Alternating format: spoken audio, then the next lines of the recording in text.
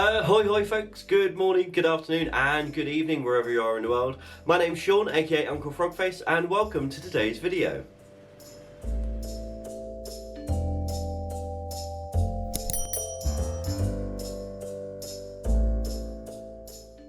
If you're new here, then welcome. If you're not new, then welcome back. Oh, yes, it's that time of the month again. It is ScrawlrBox. It's just arrived. I need to peel the postage sticker off the back. I've just seen that. It feels quite hefty this month. This is a big one, so I'm very excited to crack this open and have a look. So this is an extra video this week. We still will have our video tomorrow, Tuesday, normal time, and one on Friday as well. I've actually got some changes coming to the channel, which means even more content coming up. So if you want to see that and you want to keep abreast of everything that's happening, don't forget to subscribe to the channel. I try to update you guys as much as possible with what's happening with the channel, and the best way to do that is with posts, so make sure you subscribe so that you don't miss any of those. Also follow me on Instagram as well for some more information over there. I'm going to turn the camera around, let's get stuck into this box, we'll crack it open, we'll have a look at what is inside. So without further ado, let's crack this bad boy open. Okay, here we are. So, for those of you that don't know, and I'm sure most of you do, ScrawlrBox is a monthly art subscription box. The cost of materials inside outweigh the value of the box on their recommended retail price. It's always something new. It's been curated by an artist or designer. All the materials are supposed to work together. So yes, before we crack this open, you might remember in the last ScrawlrBox video I said that I'd had a discussion with ScrawlrBox and we'd kind of talked about a few different things, so I'm going to touch on some of those as we go through this. But yeah, this is going to be an interesting one, not just for the supplies, but for that extra info as well. Oh, I love that sound. Right, as I said, this one feels very dense on this side. I feel like maybe it's going to be like a watercolor pan or something like that. Oh, I don't know what this is, but it's all spilling out. We've got everything's spilled out. Right, I'm just going to pick this up, this whole bundle, pop it over here. We've got our Scrawler zine, which I'm going to pop over to the side. We've got our sticker and a very lovely piece of artwork. So this is from Candace Fincher. They have their, let's see if you can see that. We've got website, Instagram, YouTube, TikTok, and Etsy all down there. Fellow Etsy store owner, I salute you for that. This is ScrawlrBox 92, which of course is April for this year, 2023. And we have Frisk paper. Frisk is one of my favourite papers, so I'm very happy that this is in here. I honestly wish that all the paper could be Frisk. This is watercolour paper, which might give us a bit of a hint as to what we've got. Now this looks very pencily, so maybe it's watercolour pencils. 300 GSM, 10 sheets, cold press, which means we get that nice texture on there. I love the texture of cold pressed waterpaper. Cold pressed waterpaper, cold pressed watercolour paper. Right, I'm going to pop this box to the side, and first thing of information I was going to talk to you about, so it is with regard to these pictures. So I kind of came to ScrawlrBox on the understanding that the prints that were in there, the pieces of artwork, were made with the supplies that came in the box, or that come in the corresponding box. And yes, that is true. However, it's not just the supplies necessarily that come in the box. Sometimes the artist in question may use additional supplies, or they may have already had a piece of artwork that used those supplies, and so that is what is being used for that month's box. And I kind of gave my views and opinions on this, and particularly when it comes to newer artists, and the fact that some new artists might not be as confident to be able to create these things, and this is a piece of inspiration for them, and then when they're not able to attain that, it's very disheartening. So On making that comment, I was told that, you know, it is supposed to be very clear in kind of the packaging and marketing and stuff that the piece of artwork doesn't necessarily represent what could be done just with the supplies that are in the box, even though that is what I do. But I've been assured that they are going to make that even more transparent and clear to everyone. So that's the first kind of piece of information from that conversation with ScrawlrBox. Right. Let's have a look in here. I'm just going to slowly pull things out. So Metamorphosis is our challenge for this month. Okay, yeah. Right, so familiar things here. We have some Frisk marking fluid, which I actually have in a bottle. I have exactly the same thing, but it's a bottle of this instead of this is the one that comes with a little pipette. So let me show you this. It has a little squeezy nozzle. Look at that, how cute is that? That's very fine. It means you can get very fine line details, and you've even got a little bit in here as well, which goes in the end and makes sure that your nozzle is kept nice and clean, so it doesn't get clogged with what is essentially latex for the masking fluid. It even says there latex on it. We have a sweet which looks like a chocolate lime, one of my favourite sweets, and we have a Pro Art Polar 31 white nylon. This is a number 4. It's a round brush, white bristles. We have had a Pro Art brush before, and it's now in rotation just in my general brushes, so I do like these brushes. Now I'm going to guess, with the fact that we have masking fluid and a brush, that this is probably going to be watercolour pencils. This looks like a pencil tin. Yes, it is. So Faber Castell. Oh, okay. So these are Faber Castell watercolour pencils, and we've got kind of got our primaries plus a green. This is a very orange red, but do we have colours on these? Yeah, dark cadmium orange. This one is light yellow. This one, light ultramarine.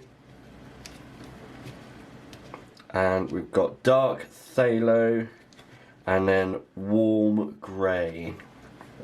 Warm grey 5. So, okay. And they've got the very nice tin. So these are chunky. These are chunky watercolour pencils. So just to put this aside, a normal pencil. There we go. So this is what I expect most watercolour pencils to be like, just the same size as a standard pencil. But no, these are chunky, and they have quite thick lead as well in there. So you're getting a bit of bang for your buck on these. Right. So it doesn't seem like a lot, but these are Faber Castell. So let us have a look at our menu. So Frisk Fluid Fine Liner, and this is the first time I've had this on here. A allergy warning because it contains latex. The recommended retail price for this is £11.50. The Pro Art Polar Round Brush, recommended retail price £3.15, and the Frisk Watercolour Paper is £5.49. So already, just with those, we've more than covered the cost of the box. And then the Faber Castell, I mean, I'm not even going to attempt the German because I didn't even do German at school, but they're Magnus watercolour pencils.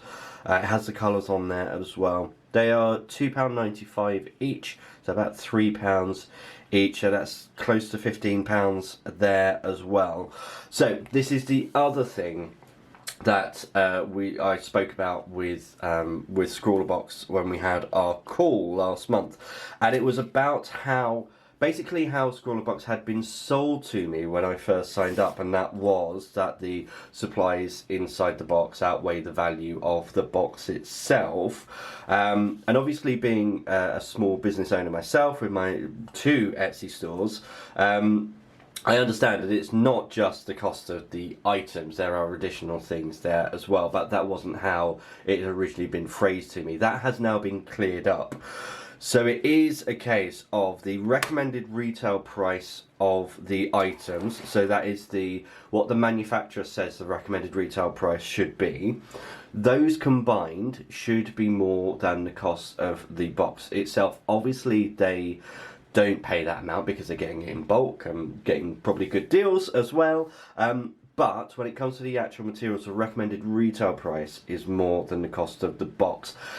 Then, of course, you've got all the additional things. You've got your sweep, you've got your sticker, you've got your printed Scrawler Challenge menu, you've got the artwork, you've got, of course, the Scrawler zine and the amount of time it takes to put all together all of that and kind of that kind of stuff. So after having that conversation with them, and again, having that kind of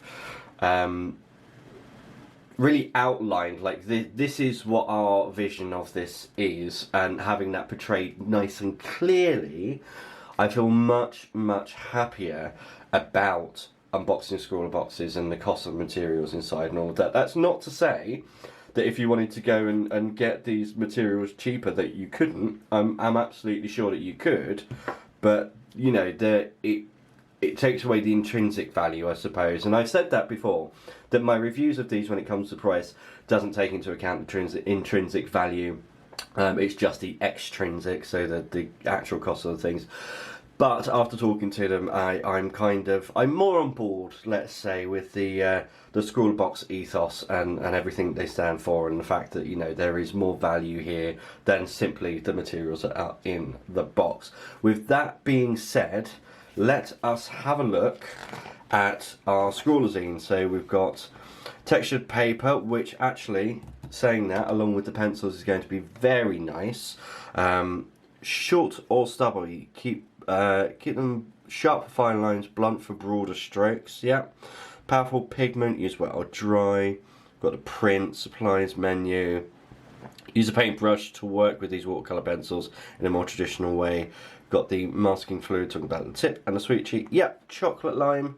That is one of my all-time favourites. It is vegan. It is also gelatin-free, which is excellent.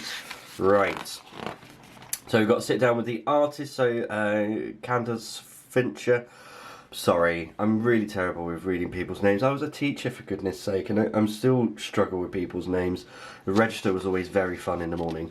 So yeah, we've got a little bit of a sit down with the artist, which I recommend you go and read if you've got the Scrawler zine. We've got dry and direct with a wet nib and with a paintbrush, all the different ways of using these. Wet on wet, drawing and sketching, blending, masking fluid. So lots of tips on using the supplies that are in there. Got some advice from the featured artist as well. So talking about spray bottle with masking fluid, and a few other bits in here as well. Now I still will only use the supplies that come in the box, that is a given. We've got the Scrawler Gallery Organic Origins. Oh, I remember this one. This was the fluid paints, wasn't it? So we've got lots of greens here because they were predominantly blue and yellow that came in the box. Let's see. Frog Pie, I don't know you, but from one frog to another, love the name. I love this with the budgies. That's really nice, and so is this one down here with the pansies from Galaxy Chloe.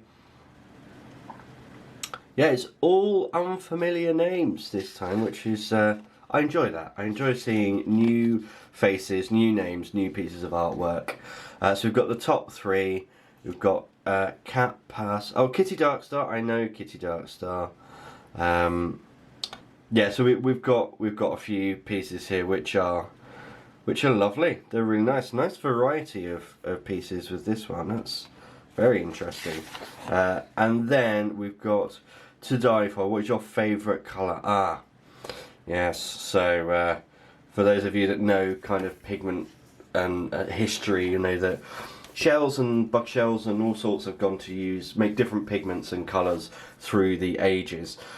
Right, I need to go and get myself some clean fresh water because I haven't cleaned my cactus jar since the last time I did watercolours, so it's a lovely sludgy brown in there right now. So I'm going to clean it out, I'll get some fresh water, we'll come back, we will swatch all of these out. Okay, so now that I have actually remembered to turn my microphone on and we've got a little bit better audio, although I have forgotten to make myself a cup of tea. What is going on with me today? My brain is just not engaged. Take a deep breath, calm down. Right, so I have put some fresh water in my cactus jar. I've put the nib onto the masking fluid and I've got everything ready to go. Right.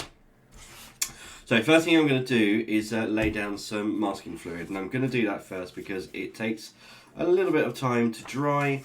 I want to give it a proper opportunity to do that before going over it with paint. So see what it says on here. Yeah, basically just be very gentle with the nib so that we're not gonna break it. So another important thing to remember with masking fluid is don't use your good brushes for it. I actually have a set of brushes specifically designed for masking fluid. They're much easier to clean, but masking fluid will kill a brush. So please keep that separate. Let's, oh wow, okay, that came out very quickly. I wasn't expecting that. I can kind of drag this along. So I'm not pressing at all, I'm literally just using what's already there. I'm creating this kind of weird, spidery, organic octopusy. Is this a mind flare? Have I done a Stranger Things? Right, okay. That's fine, I'm just going to leave that there. I'm going to let that dry properly. I'm going to try and get this very small point into the end of the needle applicator, and there we go. That's all nice and secure, airtight. That's not going to go off or solidify or anything like that. So just going to wait and let this dry. Whilst we're doing that, I'm going to go ahead and swatch out some of these pencils. If I can get it out. There we are. Right. So yeah, it's got a very sharp point, but actually because it's got a little bit of a fracture in it. Oh, now thinking about these, how am I going to sharpen them? Because these are chunky boys. Do I have my chunky pencil sharpener here somewhere? I'm sure I do. I don't have it to hand. I will check that for next time, because obviously that is a very important thing to kind of test out. But yeah, these are thick pencils, so you're going to need a thick pencil sharpener for them. I've got like 5 of them. Where have they all gone? I'm sure there's one up on that shelf somewhere. Anyway, right. So first things first, we're going to just go in with no water. There we are. So that's the dark grey, and I'm going to leave these out because otherwise it's a nightmare to get them out of this tin. We've got the green. And it really does show the texture on the paper, but you can build with them very nicely. That's really smooth. They feel really nice on the paper as well. This is the blue.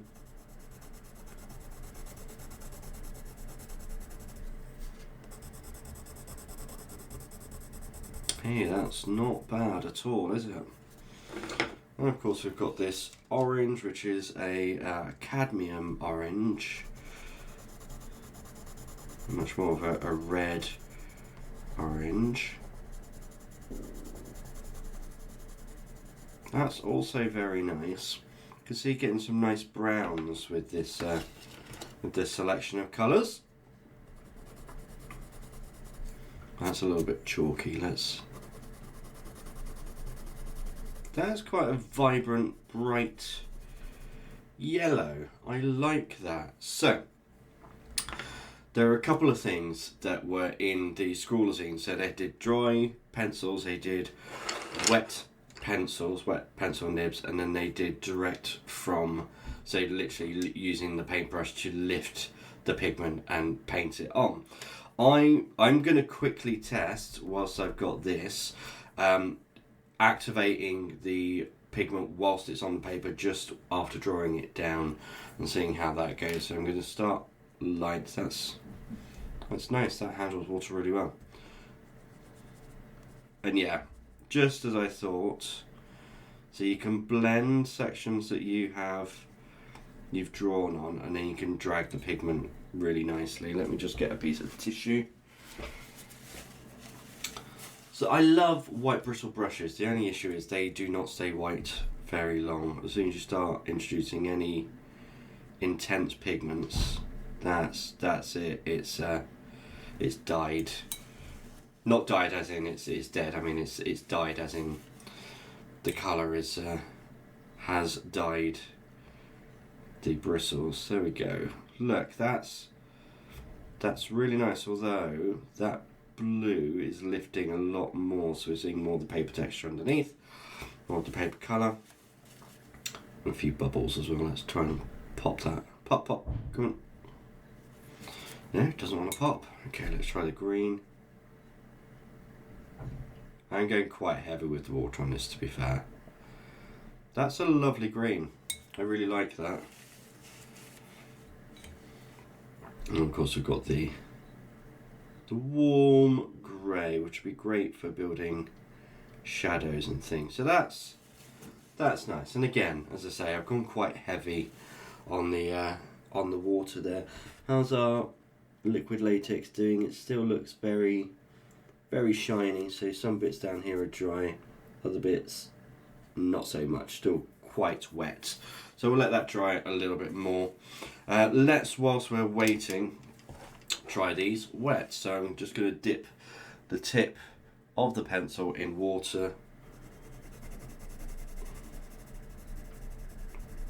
Oh, that's nice. I like that. That's a very different colour intensity.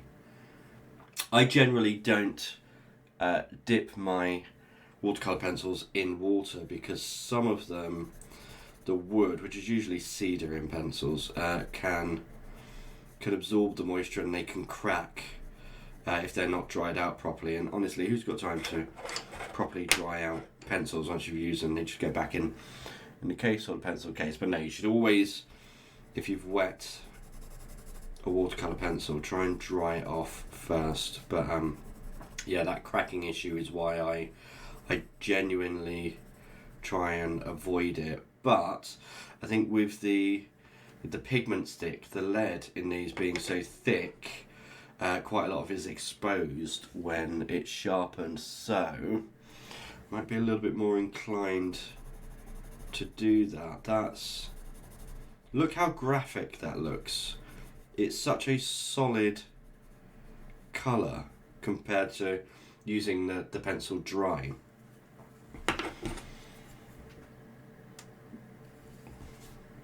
And then the yellow, same again. I feel like this is much more vibrant doing it this way.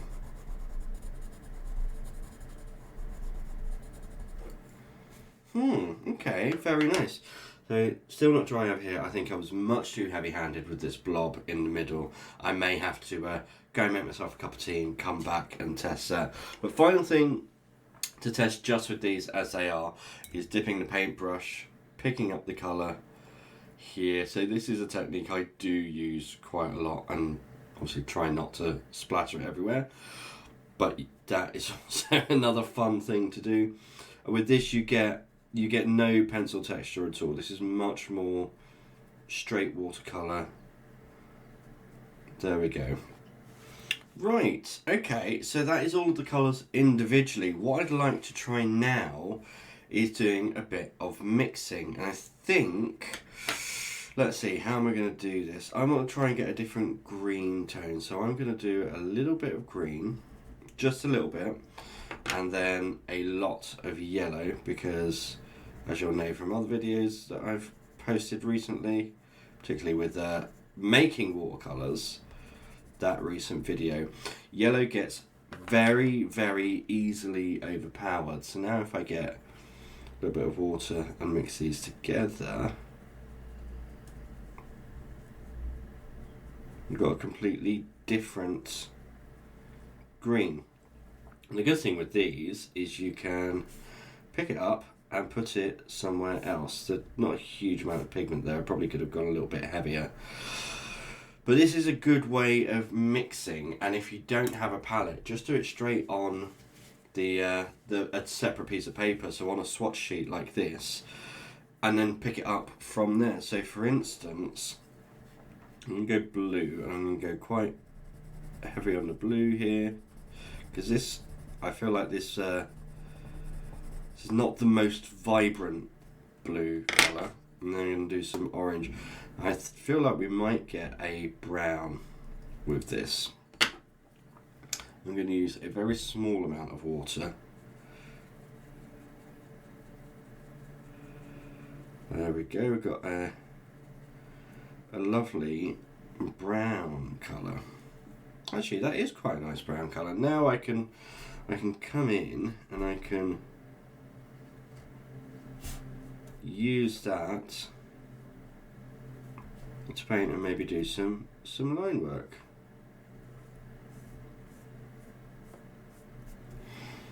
Get a little bit more water, a little bit more colour. Okay, so these do mix together very nicely as well. I'm very happy with that, and good to know that it doesn't matter how red the orange is, when it's mixed with the blue, it's still going to make a brown. We're not really going to get a purple with this set, I don't think. I want to see if using the green and then a bit of the grey like that, well, that's going to give us like a nice muddy, darker, yeah. So actually, in terms of possibilities with this set, we have a pretty primary set of colours.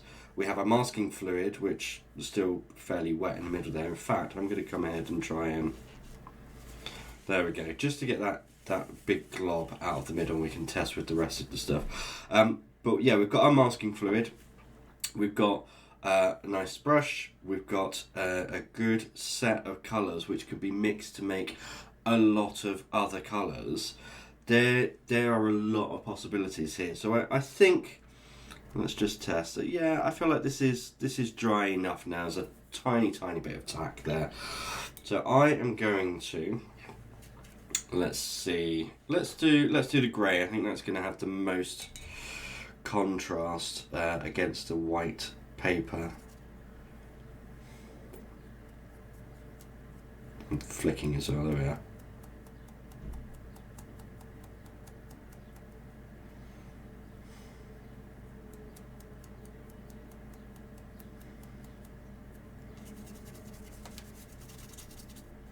It's a really good way to get quick texture down, is to flick like that and get a nice grungy texture.